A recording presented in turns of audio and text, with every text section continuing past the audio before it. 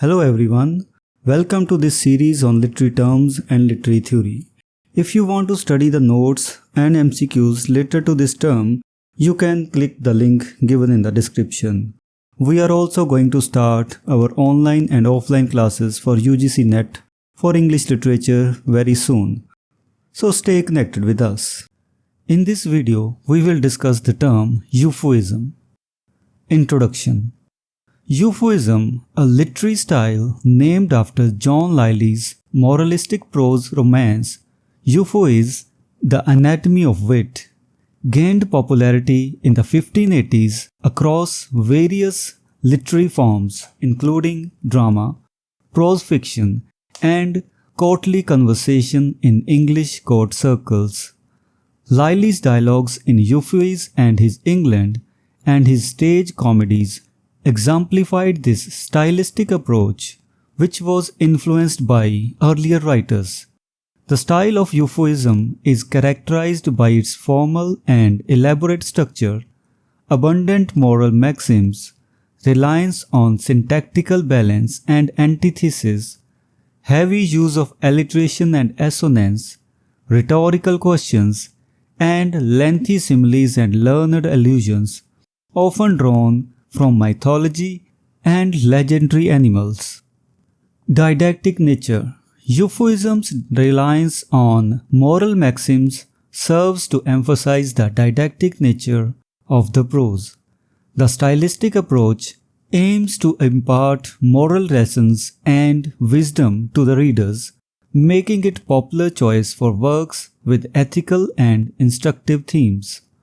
Furthermore, the usage of syntactical balance and antithesis gives the prose a rhythmically pleasing quality, enhancing its readability and memorability. Auditory appeal.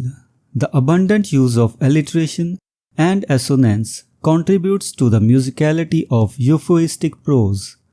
The repetitive sound patterns create an auditory appeal, adding to the overall aesthetic experience for the readers.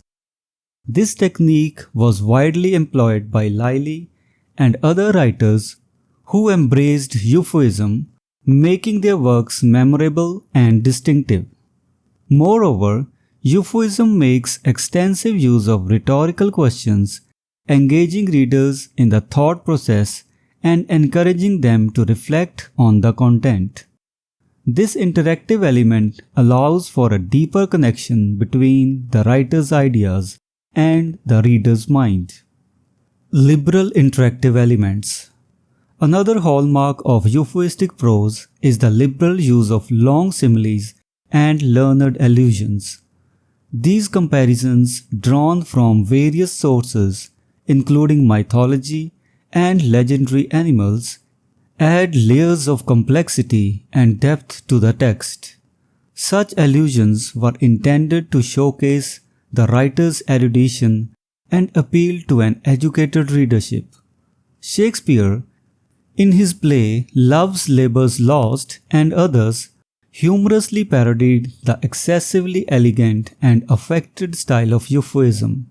However, even as writers playfully mocked the style, they still found value in Lyly's explorations of the formal and rhetorical possibilities of English prose. Shakespeare and his contemporaries adapted elements of Euphuism into their works, proving its lasting influence on English literature. Conclusion. In conclusion, Euphuism was a notable literary style that flourished in 1580s. Named after John Lyly's prose romance, the style was characterized by its formal and elaborate structure, moral maxims, syntactical balance, alliteration, assonance, rhetorical questions, and elaborate similes and allusions.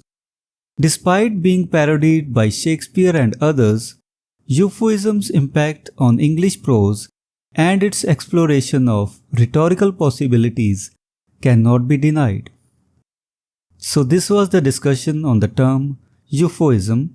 If you have any doubts or questions, you can ask in the comments section.